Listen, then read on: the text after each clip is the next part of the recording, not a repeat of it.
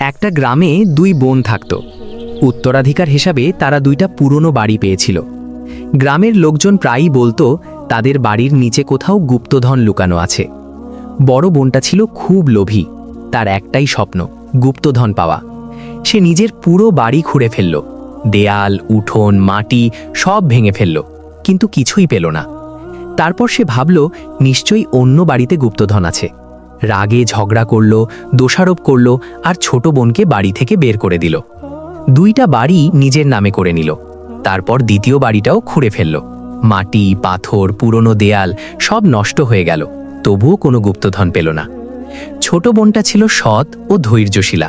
সে চুপচাপ গ্রামের এক কোণে একটা ছোট কুঁড়ে ঘরে থাকতে শুরু করল। প্রতিদিন পরিশ্রম করত, আল্লাহর ওপর ভরসা রাখত। সে কখনো কারোর জন্য বদদোয়া করেনি। একদিন প্রবল বৃষ্টি নামল। বড় বোনের দুইটা বাড়ি আগেই খোঁড়া ছিল, তাই ভিজে দুর্বল হয়ে গিয়েছিল।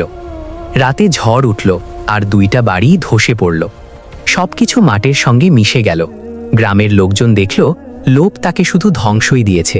এদিকে ছোট বোন তার কুঁড়ে ঘরের পাশে একটা ছোট বাগান তৈরি করছিল। মাটি খুঁড়তে গিয়ে সে একটা পুরনো সিন্দুক পেল। সিন্দুক খুলল। ভেতরে সোনা, রূপা বা হীরা ছিল না। ভেতরে ছিল একটা পুরনো কাগজ। তাতে লেখা, আসল গুপ্তধন মাটির নিচে নয়, মানুষের ভেতরেই থাকে। যে ধৈর্য, ঈমান আর সৎ হৃদয় ধরে রাখে, তার জীবনই তার গুপ্তধন হয়ে যায়। সেই সিন্দুকের নিচে একটা ছোট ঘটি ছিল, যাতে কয়েকটা মুদ্রা আর পুরনো কিছু সম্পদ ছিল, শুধু এতটাই যাতে তার জীবনটা একটু ভালো হয়ে যায়। গ্রামের এক বৃদ্ধ বললেন, তাদের বাবা যাওয়ার সময় বলে গিয়েছিলেন, গুপ্তধন সেই পাবে যার মন পরিষ্কার থাকবে। বড় বোন বাড়ি খুঁড়েছিল, আর ছোট বোন নিজের মনকে সামলেছিল। তাই আসল গুপ্তধন সেই পেল, যে লোভ নয়, ধৈর্য নিয়ে বাঁচে।